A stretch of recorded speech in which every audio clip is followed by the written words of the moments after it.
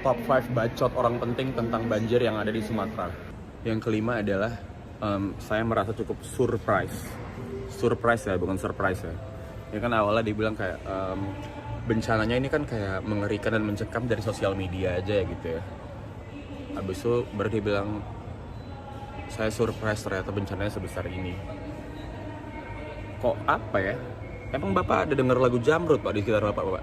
Emang ada tetet, tetet? Emang ada Pak gitu Pak? Dari sekian banyak bahasa dan literasi, kenapa pilihannya adalah surprise gitu loh? Itu tuh sangat ignorant ya. Jadi seakan-akan selama ini Bapak tuh nggak peduli sama apa yang terjadi di sekitar gitu. Masa harus diajarin Pak? Dan yang keempat adalah ini yang paling fresh ya. Ini Bapak Bahlil itu ngomong stok BBM di Sumatera itu cukup.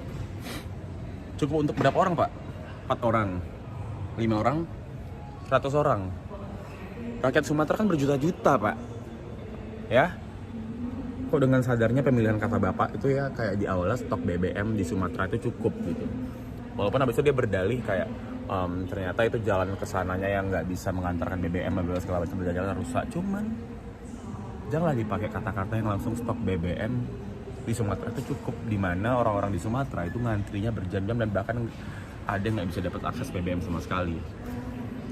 Maksudnya kan Bapak juga beliau tuh aktivis ya dulu ya. Aktivis kan harusnya jago ngomong ya. Sekarang kenapa ngomongnya gitu? Yang ketiga adalah pohon kelapa sawit kan pohon juga ada daunnya, jadi bisa menghasilkan oksigen dan bisa menyerap CO2 kata beliau gitu. Iya. Tapi kan Pak, ya Allah, hutan sama satu jenis tumbuhan tuh beda jauh Pak. Gitu. Kalau hutan kan banyak ekosistemnya gitu loh. Tanah humusnya lebih banyak gitu loh, dan bisa jadi kanopi juga gitu hutan tuh. Sedangkan kelapa sawit kan daunnya gitu kayak, dan argumen Bapak adalah kan dia punya daun juga gitu loh. Pak, tumbuhan putri malu juga ada daunnya Pak. Dipegang layu dia karena dia malu gitu. Kalau emang putri malu bisa menyelamatkan gitu lah, bisa ngasilin oksigen, mau aku Pak nanam putri malu banyak-banyak karena lucu.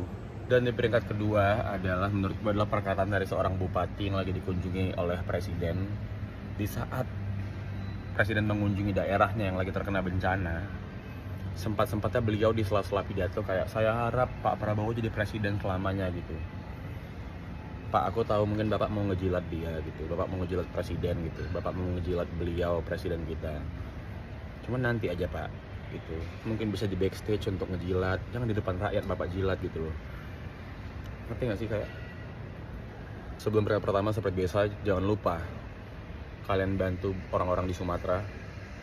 Apapun yang bisa kalian lakukan, sebarkan semua beritanya segala macam, atau kalau bisa membantu secara uang, bisa bantu secara uang, secara peralatan dan sembako bisa dibantu secara sembako. Intinya sebarkan dan sebarluaskan berita ini semua supaya semua orang tahu gitu, karena kita orang Sumatera sudah cukup kecewa kalau ini tidak dianggap jadi bencana nasional karena betapa buruknya yang terjadi sekarang. Yang pertama untuk Bapak Zulkifli Hasan, Pak, mending ya acting Bapak udah bagus gitu. Cuman yang mau saya komentarin adalah di saat Bapak memanggul karung beras gitu. Kalau bisa Pak, ada cameo-nya di sekitar Bapak yang manggul beras juga Pak. Karena kan Bapak kan orang penting ya. Gak mungkin Bapak dibayarin manggul beras sendirian. Seenggaknya ada pemeran figuran tuh, ada 4 orang juga yang manggul beras. Jadi actingnya believable gitu Pak. Oke Pak.